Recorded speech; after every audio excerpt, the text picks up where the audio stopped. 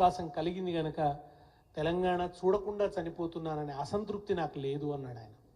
క్యాన్సర్తో ఆయన చివరి దశలో హాస్పిటల్లో ఉన్నప్పుడు నేనే వెళ్ళి మాట్లాడినప్పుడు ఆయన ఆ మాట అన్నారు.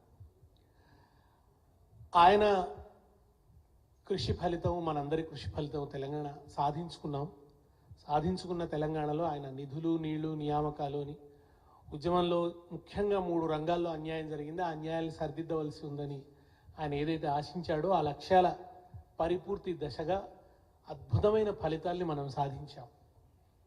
అయితే ఇవాళ మళ్ళా మనం ఈ బిందువు దగ్గర నిలిచి జయశంకర్ గారి స్ఫూర్తిని ఎట్లా ముందుకు తీసుకోవాలి, ఆయన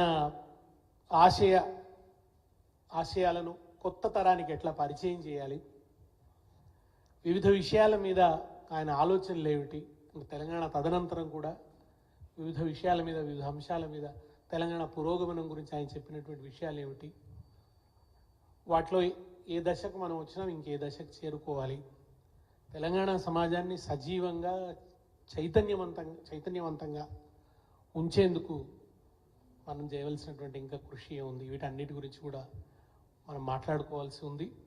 ఈ జయంతి దానికి స్ఫూర్తిగా నిలుస్తుందని భావిస్తూ ముందుగా నిరంజన్ రెడ్డి గారిని 4 మాటలు మాట్లాడాల్సిందిగా కోరుతున్నాను.